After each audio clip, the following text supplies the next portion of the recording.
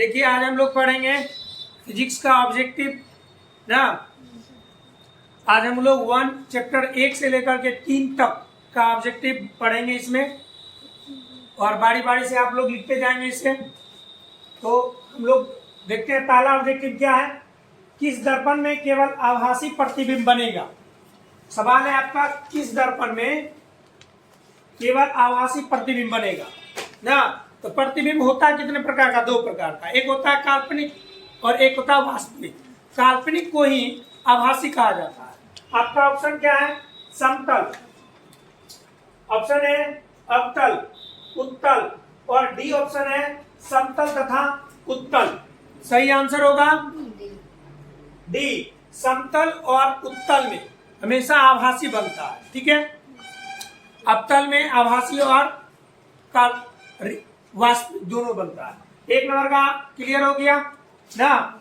Answer क्या होगा? Option number D, समतल तथा उत्तल।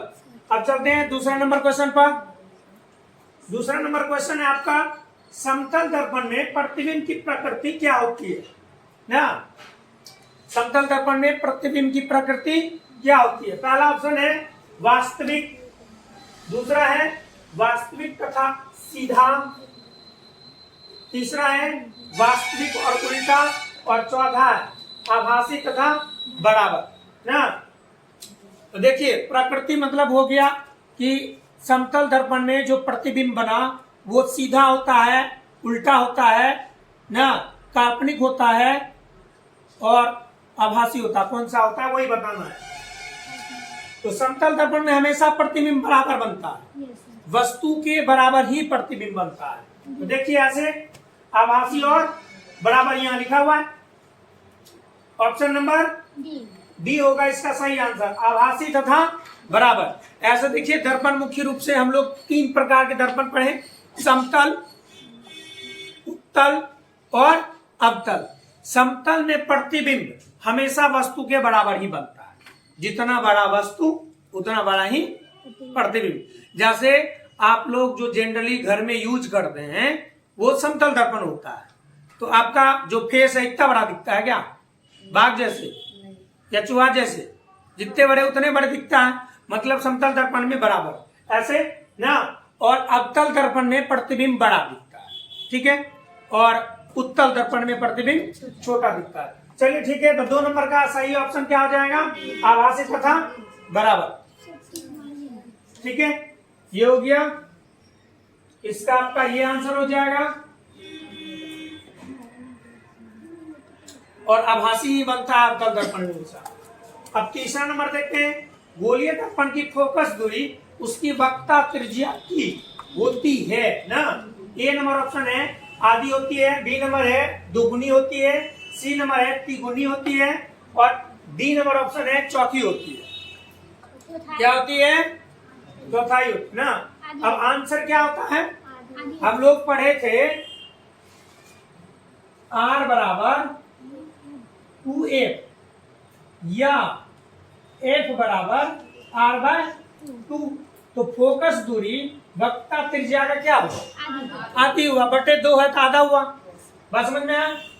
तो चलिए इसका सही आंसर हो गया आधी होती है। तीसरा नंबर का सही आंसर आधी होती है। गोलीय दर्पण की फोकस दूरी उनकी वक्रता त्रिज्या की आधी होती है। बात समझ में आ गया? चलिए चौथा नंबर पर चलते हैं। दर्पण सूत्र क्या है? दर्पण सूत्र क्या है? आपको 4 ऑप्शन दिया हुआ है, फटाफट बोलिए कौन सा है? दर्पण सूत्र क्या है? चलिए बहुत अच्छा, डी। अब इसमें देखिए दर्पण सूत्र क्या है? 1/v + 1/u = 1/f। इसमें आपको देखिए कभी कभी ये भी पूछा जाता है कि दर्पण सूत्र में u क्या है। दर्पण सूत्र में u क्या है? तो बोलिए u क्या होता है? वस्तु की दूरी, v होता है प्रतिबिंब की दूरी, f होता है फोकस दूरी। ठीक है, और एक बात ध्यान, यहाँ प्लस है, अगर माइनस दे दे तो ये लेंस में पहुंच जाता है। अब ये दर्पण सूत्र है, ठीक है, अगर प्लस के जगह माइनस आ जाए तो ये लेंस सूत्र बन जाता है। ठीक है, ध्यान में रखना है। 5वां नंबर है, सोलर कुकर में व्यवहार किया जाता है। उत्तल दर्पण, अवतल दर्पण, समतल दर्पण, कोई नहीं। ठीक है, इसका सही आंसर है सी। ठीक है, ऐसे देखिए सोलर कुकर जो होता है वो दो टाइप का होता है मुख्य रूप से। एक होता है बॉक्स टाइप, एक होता है अवतल टाइप। तो बॉक्स टाइप में क्या होता है, एक लकड़ी का बक्सा होता है और उनके अंदर एक धातु का बक्सा होता है, आयताकार होता है। लकड़ी और धातु के बीच में जो है, लकड़ी और धातु के बीच में कोई औचालक भर दिया जाता है। औचालक समझ में आती है आप लोग को? जिससे विद्युत दौड़ता हो? नहीं, जिससे विद्युत पास नहीं करता हो, तो बीच में भर दिया जाता है और उसमें समतल दर्पण का भी प्रयोग किया जाता है। एक जो होता है अवतल टाइप, उसमें अवतल का प्रयोग किया जाता है। और अब सोलर कुकर में सूर्य का जो रोशनी है, सूर्य प्रकाश से भोजन पकाया जाता है। ठीक है, अब है बस, ट्रक, स्कूटर आदि वाहनों में साइड मिरर के रूप में लगा होता है। अवतल, उत्तल, समतल कोई नहीं। क्या होता है आंसर इसका? देखिए साइड मिरर में, देखिए कंफ्यूज नहीं करना है, साइड मिरर में जो है हमेशा उत्तल का प्रयोग होता है।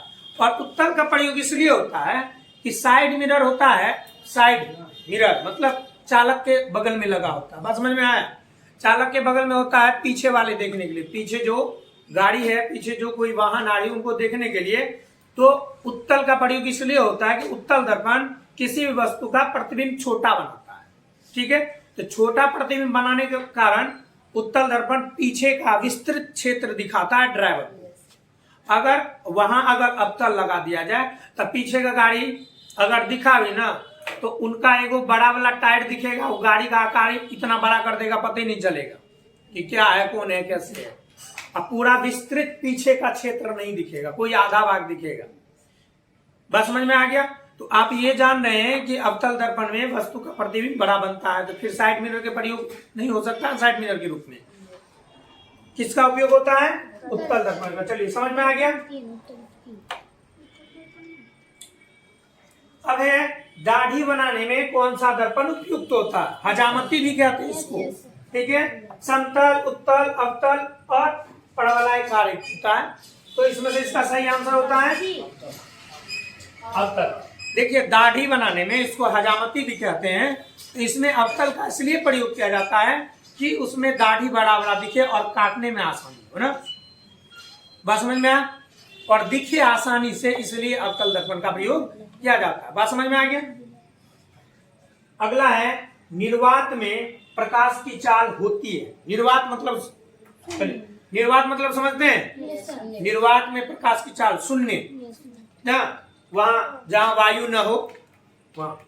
तो अब इसमें पहला ऑप्शन है 3 × 10⁸ मीटर प्रति सेकेंड ना। दूसरा है बी नंबर 3 × 10⁸ cm पर सेकेंड। तीसरा है 3 × 10⁸ mm पर सेकेंड। और डी नंबर ऑप्शन है 3 × 10⁸ किलोमीटर पर सेकेंड। देखिए मान सब में बराबर है लेकिन यूनिट चेंज है, तो सही आंसर इसका होता है मीटर पर सेकेंड। ठीक है, मान सब में वैल्यू बराबर है लेकिन यूनिट अलग है, ध्यान देना। तो ये होता है 3 × 10⁸ मीटर पर सेकेंड। बात समझ में आया? चलिए अगला है उत्तल दर्पण द्वारा बना प्रतिबिंब होता है हमेशा सीधा, हमेशा उल्टा, हमेशा सीधा भी और उल्टा। ठीक है, और डी नंबर ऑप्शन है सभी गलत है। तो उत्तल दर्पण ना, उत्तल दर्पण हमेशा आपको सीधा प्रतिबिंब बनाता है।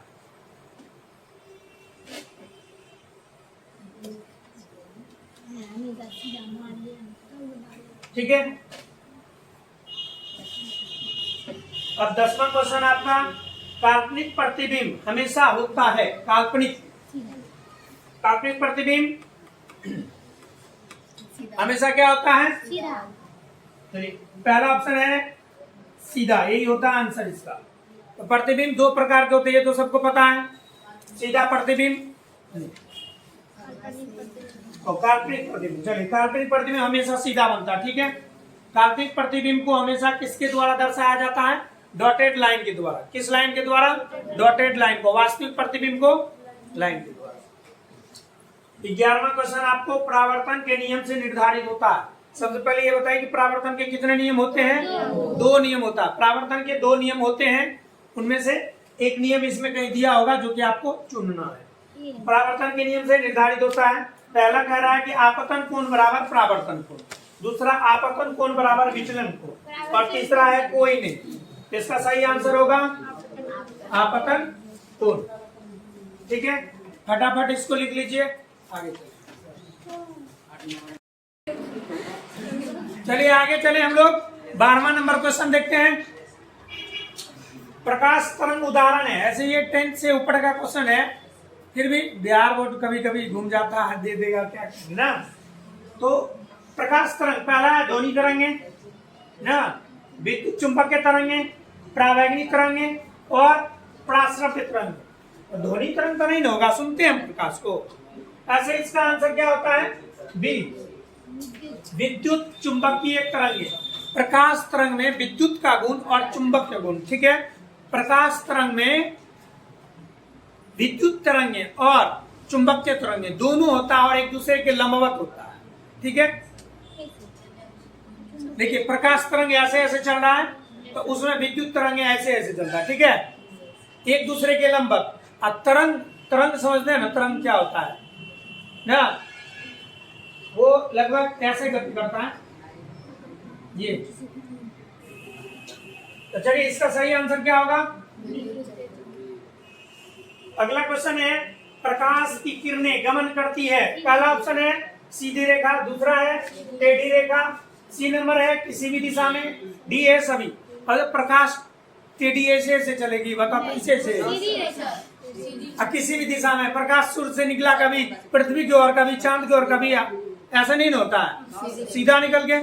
तो प्रकाश किस रेखा में गमन करती है? सीधी रेखा में, ठीक है। डॉक्टर किस दर्पण द्वारा रोगियों के आंख, मुंह, गला, कान इत्यादि को देखा करते हैं ना, देखते हैं। एक क्वेश्चन छूट गया ना। चलिए प्रकाश के परावर्तन के कितने नियम देखिए, प्रकाश के परावर्तन के कितने नियम, इस पर हम लोग पीछे चर्चा भी कर लिए थे, फिर भी क्वेश्चन आ गया। तो 1 नियम, 2 नियम, 3 नियम, 4 नियम। इसके 2 नियम होते हैं ना। प्रकाश के परावर्तन के कितने नियम? 2 नियम होते हैं, एक होता है। चलिए इसको हम पढ़ लेंगे बाद में। अगला, डॉक्टर किस दर्पण द्वारा रोगियों के आंख, मुंह, कान, नाक देखते हैं, ठीक है। ऑप्शन आपका अवतल दर्पण, समतल दर्पण, उत्तल दर्पण और सभी। तो डॉक्टर जो मान लीजिए मुंह देखेंगे, जैसे दांत, डेंटिस्ट जो होते हैं, तो दांत जो खाया हो या दांत में जो भी सुराग हो, गला में खराश हो, तो प्रतिबिंब साफ और बड़ा दिखेगा, तभी नहीं इलाज ठीक होगा। तो बड़ा प्रतिबिंब कौन बना? अवतल। तो इसलिए अवतल दर्पण का प्रयोग करते हैं, ताकि वहां का जो भी क्षेत्र है या घाव हो या अन्य कोई भी रोग हो तो उसको अच्छा से दिखा सके, बड़ा कर। ऐसा पदार्थ जिनसे होकर प्रकाश आसानी से पार कर जाए ना, उसे कहते हैं पारदर्शी, अपारदर्शी, पारभासी, सभी ना। तो प्रकाश के गुण के आधार पर पदार्थ को 3 प्रकार में बांटा गया, पदार्थ के पार करने के आधार पर। बस समझ में आ? कुछ पदार्थ हैं जिनसे प्रकाश आर पार हो गया ना, कुछ पदार्थ हैं जिनसे प्रकाश पार नहीं हो पाता है, कुछ पदार्थ है जिनमें प्रकाश आधा जा पाता है ना। तो उस हिसाब से प्रकाश पदार्थ 3 प्रकार होते हैं। तो जिनके पार चल जाए, पारदर्शी, जैसे कि कांच ना, पानी, ये सब। अगला होता है जो पार न कर पाए, अपारदर्शी, जैसे कि लकड़ी है, बुक है ना, कलम है, किताब है, इससे प्रकाश एक तरफ से दूसरे तरफ नहीं जा पाता है। कुछ होता है जिसमें थोड़ा अंशतः चल जाता है, जैसे तेल लगा हुआ कागज, ये सब। तो समझ में आ गया ये सभी। तो ऐसे इसका सही आंसर क्या हो जाएगा? पारदर्शी, ठीक है, जिससे पार ना करे, अपारदर्शी, जिससे थोड़ा सा जाए। चलिए, किसी माध्यम के अपवर्तनांक म्यू का मान होता है, ठीक है। ऐसे ये स्नेल के द्वितीय नियम से होता है। तो पहला ऑप्शन आपका साइन आर बटे साइन आई, दूसरा है sine I into sine R, और तीसरा है साइन आर, और डी नंबर ऑप्शन है sine I plus sine R. इसका सही आंसर होता है साइन आई बटे साइन आर बराबर नियतांक होता है, जिसका ये होता है संकेत म्यू। अगला क्वेश्चन आपका है, प्रकाश के अपवर्तन के कितने नियम होते हैं? 1 2 3 4, 2 नियम होते हैं इनके अपवर्तन के। प्रकाश का अपवर्तन तो समझते हैं सभी, परावर्तन अपवर्तन ना।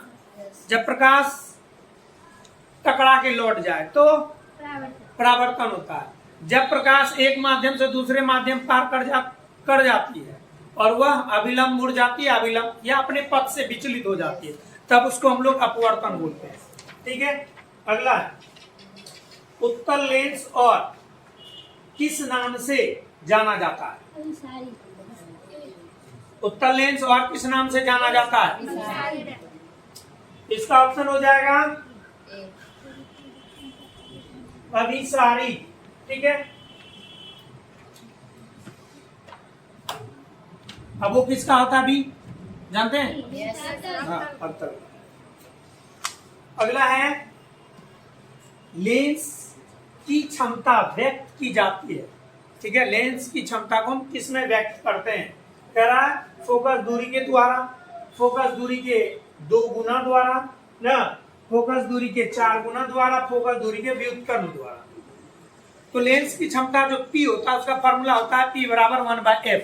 तो 1/f क्या हुआ? फोकस का व्युत्क्रम हुआ। 1/f क्या हुआ? फोकस का व्युत्क्रम। इसका सही ऑप्शन क्या हो जाएगा? ये। अगला क्वेश्चन है, लेंस की क्षमता का मात्रक होता है मीटर पर सेकेंड, न्यूटन, डायोप्टर ना।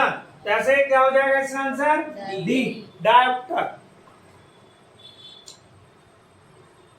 ऐसे देखिए, लेंस की एएसआई मात्रक क्षमता जो होता है वो पर मीटर होता है। ठीक है, ये ऐसे प्रचलित मात्रा है डायोप्टर। एएसआई मात्रक जो होता है उसका पर मीटर होता है। प्रकाश की किरण जब विरल माध्यम से सघन माध्यम में प्रवेश में आती है तब वह ऑप्शन है अविलंब से दूर मुड़ जाती है, सीधी निकल जाती है, अविलंब की दिशा में जाती है, अविलंब की ओर मुड़ जाती है। देखिए, जब विरल से सघन में जाएगी ना, जब विरल से सघन में जाएगी तो अविलंब की ओर मुड़ जाएगी। ठीक है, ये ना देखिए, ये अगर वायु है और ये कांच है, यहां से प्रकाश आने के बाद थोड़ा सा इधर मुड़ जाती है, मतलब अभिलंब। ठीक, इसका उल्टा होगा, जब प्रकाश जो है सघन से विरल में प्रवेश करेगी तब वो अभिलंब से दूर मुड़ जाएगी, अभिलंब से दूर जाएगी। सघन विरल समझते हैं? दो माध्यमों में जिसमें प्रकाश की चाल अधिक हो विरल कहलाता है। 2 माध्यमों में जिसमें प्रकाश की चाल अधिक हो विरल होता है, और जिसमें कम हो, जैसे अगर हम वायु और पानी का बात करें तो विरल पानी हो गया, नहीं वायु आपका विरल हो गया, पानी आपका सघन हो गया। ठीक है, तो चलिए फटाफट इसको लिख लीजिए। चलिए अब हम लोग आगे चलते हैं। ठीक है, क्वेश्चन नंबर 23 ना, इसमें कह रहा है, मानव नेत्र जिस भाग पर किसी वस्तु का प्रतिबिंब बनाता है, यानी कि मानव नेत्र के जिस भाग पर प्रतिबिंब बनता है, तो मानव नेत्र के किस भाग पर प्रतिबिंब बनता है? ऑप्शन आपको दिया है 4, परितारिका, पुतली, दृष्टिपटल, कॉर्निया। इसका सही आंसर होता है दृष्टिपटल ना, रेटिना भी बोलते हैं इसे, ये रेटिना बनता है। अगला क्वेश्चन आपका, मानव नेत्र में किस प्रकार का लेंस पाया जाता है? मानव नेत्र में किस प्रकार का लेंस पाया जाता है? अवतल, उत्तल, वलय, बाइफोकल ना। तो इसका सही आंसर हो जाएगा। ठीक है, अगला है, सामान्य नेत्र के लिए सुस्पष्ट दृष्टि। देखिए, इसको अस्पष्ट दृष्टि की न्यूनतम दूरी भी बोलते हैं। सुस्पष्ट दर्शन की न्यूनतम दूरी होती है, ऑप्शन है आपका पहला 2.5 cm, 25 cm, 2.5 किलोमीटर, और लास्ट है आपका 25 मीटर। इसका सही आंसर हो जाएगा बी। ठीक है, अगला है, जो नेट निकट स्थित वस्तु को साफ साफ नहीं देख सकता उस नेत्र लेंस में, उस नेत्र में कौन सा दोष। ऐसे हम लोग दोष पढ़े हैं, मुख्य रूप से 3 प्रकार के दोष पढ़े हैं, डिफेक्ट ना। उनमें से कोई एक डिफेक्ट होगा। पहला क्या है, वर्णांता, जरा दूरदृष्टा, दूरदृष्टि दोष, निकट दृष्टि दोष। देखिए निकट स्थित वस्तु ना, निकट स्थित वस्तु में निकट स्थित वस्तु को साफ साफ नहीं देख पा रहा, तो कौन सा दोष होगा, यहाँ आपको उल्टा सोचना है ना। दूरदृष्टि दोष में निकट का वस्तु नहीं दिखता है, उसी तरह निकट स्थित वस्तु में दूर का वस्तु, निकट दृष्टि दोष में दूर का वस्तु नहीं दिखता है। और एक वर्णांता होता है, ये आप लोग से अगले क्लास का है, 12th का। तो इसमें क्या होता है कि जिस इंसान में ऐसा ये रोग होता है, ये ऐसे अनुवांशिक रोग होता है, पीढ़ी दर पीढ़ी चलने वाला, तो इसमें हरा और लाल में फर्क नहीं समझ में आता उस इंसान, ठीक है।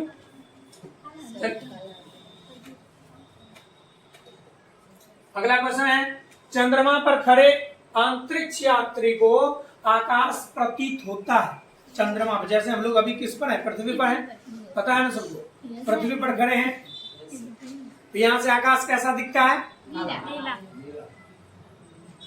नीला दिखता है ना, नीला दिखता है। लेकिन कहाँ, अभी इस अंतरिक्ष यात्री को कहाँ खड़ा किया गया, चंद्रमा पर।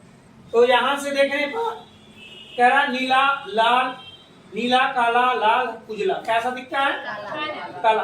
देखिए चंद्रमा से अंतरिक्ष को देखने पर काला दिखता है, क्योंकि वहां वातावरण, वायुमंडल नहीं होने की वजह से न प्रकाश का परिकिरण नहीं हो पाता है, जिसकी वजह से वहां से काला दिखता है, ठीक है।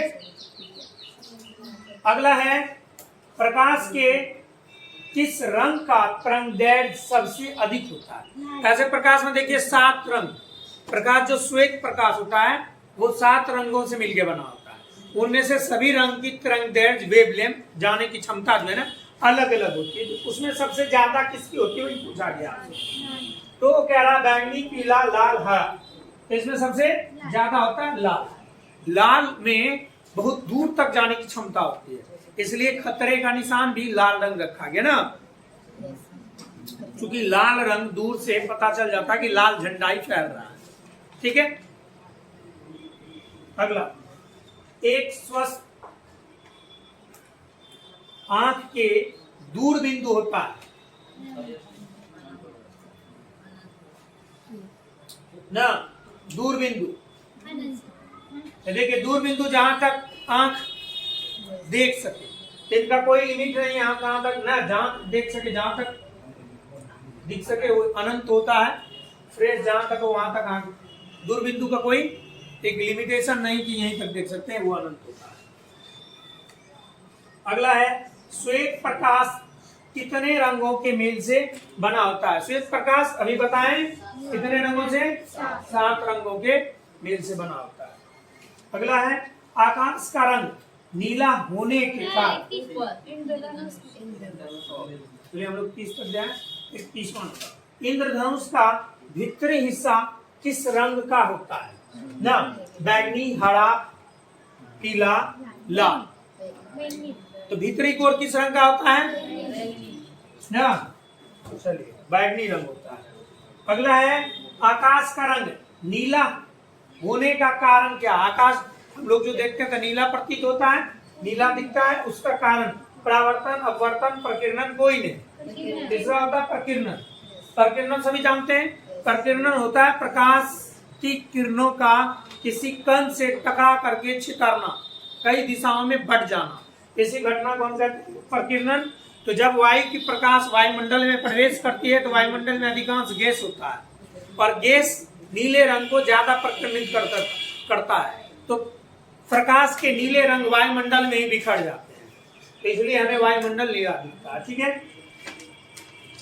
श्वेत प्रकाश जब प्रिज्म से गुजरता है तो सर्वाधिक विचलित होता है ना, सर्वाधिक विचलित होता है हरे रंग का, पीले रंग का, बैंगनी रंग का, लाल रंग का, ठीक है। इसमें सबसे ज्यादा जो विचलित होता है, जो सबसे नीचे रहेगा, हम लोग वर्ण विक्षेपण पढ़े थे, सबसे नीचे ना बैंगनी रंग, नीचे बैजानी हपी नाला, किधर से किधर जाला, नीचे से ऊपर जाला। तो सबसे नीचे में कौन था, बैगनी था। ठीक है, चलिए बहुत अच्छा। लास्ट क्वेश्चन आपका, प्रकाश का उसके अवयवी घटक तरंगों में टूटना, मतलब वह श्वेत प्रकाश का उनके अवयवी रंगों में, वर्णों में बंटना ना, श्वेत प्रकाश का अवयवी रंगों में बंटना। प्रकाश का परावर्तन, प्रकीर्णन, अपवर्तन, वर्ण विक्षेपण। तो सही आंसर होगा वर्ण विक्षेपण। प्रकाश को जब आप प्रिज्म से गुजारिएगा तो वो 7 विभिन्न रंगों में बट जाता है। इसी घटना को हम प्रकाश का वर्ण विक्षेपण कहते हैं। ठीक है, सभी को समझ में आ गया। चलिए आज का क्लास इतना ही, इससे आगे क्लास अगली क्लास में देखेंगे। ठीक है।